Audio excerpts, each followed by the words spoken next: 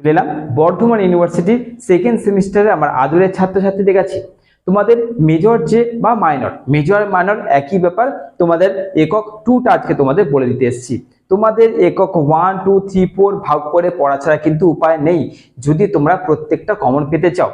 এইভাবে একক 1, 2 তে কেন ভাগ করা হচ্ছে? কারণ তোমাদের সিলেবাসটা বেশি, এবং এই যে গোটা সিলেবাস থেকে যদি তোমাদের কোশ্চেন কয়েক কটা করে দেওয়া হয়, সেইগুলো আদেও আসবে কি আসবে না তার মধ্যে কিন্তু বিরাট একটা কিন্তু অনিশ্চয়তা রয়ে যাচ্ছে।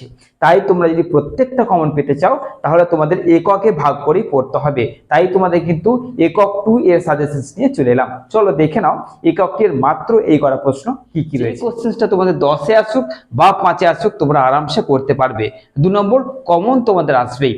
চলো দেখে নাও একক 2 থেকে আমি যে ইম্পর্টেন্ট কোশ্চেন্স গুলো দিয়েছি সেটা হচ্ছে প্রথমেই চৈতন্য জীবনী সাহিত্য থেকে। প্রথমেই দেখবে এটা আছে, ওখান থেকে একটাই কোশ্চেন্স করবে যে বাংলা সাহিত্যে চৈতন্যদেবের প্রভাব আলোচনা করো, মোস্ট ইম্পর্টেন্ট কোশ্চেন্স। তারপরে তোমাদের বৃন্দাবন দাস, ওখান থেকে তোমাদের একটাই কোশ্চেন দিয়েছি চৈতন্য ভাগবত গ্রন্থটির সম্পর্কে আলোচনা করো। তারপরে তোমাদের কৃষ্ণদাস কবিরাজ, ওখান থেকে দিয়েছি চৈতন্য চরিতামৃত বিষয়বস্তু বা বৈষ্ণবদেবের তত্ত্ব গ্রন্থ হিসেবে এটি কতটা কার্যকর বা অদ্বিতীয় সেটা আলোচনা করো। এই যে কোশ্চেন দুটো একটাই কোশ্চেন। তারপরে করবে জয়ানন্দ ও লোচন দাস, এখান থেকে আমি তোমাদের শুধু জয়ানন্দের লোচন দাসের করার দরকার নেই, কি না চৈতন্য চরিত সাহিত্যে জয়ানন্দের কৃতিত্ব আলোচনা করো। নেক্সট আছে বিদ্যাপতি, এই বিদ্যাপতি থেকে তোমাদের একটাই কোশ্চেন দিয়েছে এবং এটাই আসবে, সেটা হচ্ছে বিদ্যাপতি বাঙালি না হয়েও বাংলা কাব্য সাহিত্যে স্মরণীয়, বা বাঙালি বিদ্যাপতি কুর্তা পাঞ্জাবি খুলিয়া লইয়া ধুতি চাদর পরিয়া দিয়াছে আলোচনা করো, বা বাংলা সাহিত্যে তাকে অন্তর্ভুক্তি করার কারণ আলোচনা করো। অর্থাৎ এই তিনটে কোশ্চেন্স একটাই অ্যান্সার হবে। এরপর নেক্সট হচ্ছে চণ্ডীদাস, চণ্ডীদাস থেকে তোমরা করবে বাংলা সাহিত্যের ইতিহাসে চণ্ডীদাস যে সমস্যাটা, এটা 5-এ আসবে, চণ্ডীদাস সমস্যাটি আলোচনা করো।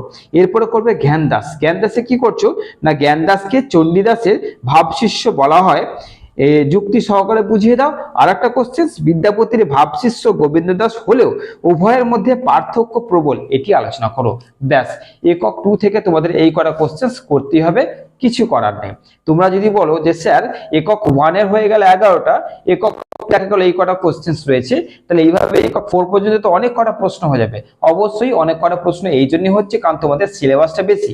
এই অনেক কটা প্রশ্ন থেকে তোমাদের দেখা গেল যে আমি কয়েক কটা দিলাম, তাহলে কিন্তু সেখানে বিরাট বড় একটা রিস্ক হয়ে যাবে, বিরাট বড় রিস্ক হয়ে যাবে। তখন তোমরা কমনও পাবে না, তখন তোমাদের পরীক্ষাটা বেকার হয়ে যাবে। ওই জন্য তোমাদের কিন্তু আমি এককে ভাগ করে দিচ্ছি। যাদের ভালো লাগবে তারা দেখবে, যাদের ভালো লাগবে না, এত কোশ্চেন হয়ে যাচ্ছে, তারা দেখবে না। কারণ কোনো রকম কোনো জোর জবরদস্তি তো করা যায় না, তোমাদের জন্যই আমরা রয়েছি। তোমরা দেখলে তোমাদের ভালো হবে, আর না দেখলে তোমরা তোমাদের মতন করে নিতে পারবে, কোনো অসুবিধা নাই। চলো এবার তোমাদের আশা করছি চেষ্টা করবো একক 3 আর একক 4টাকে একসঙ্গে আনার চেষ্টা করব। আমি চেষ্টা এই জন্য বলছি কারণ আমি যখন সাজেশনস দিই খুব ভেবে চিন্তে সাজেশনস দিই, যাতে তার বাইরে কিছু না আসে। আমি গোটা বই থেকে 4টে একক থেকে কিছু কোশ্চেন দিয়ে দিলাম, আমার মনে হলো গুরুত্বপূর্ণ, যদি না আসে তখন তার দায় কে নেবে? ওই জন্য আমি তোমাদের এককে ভাগ করে দিচ্ছি। এই কোশ্চেন গুলো দেখে নাও, আর আসার কোনো চান্স নেই। ওকে, তো চলো দেখা হচ্ছে পরবর্তী ইম্পর্টেন্ট একটা ভিডিওতে।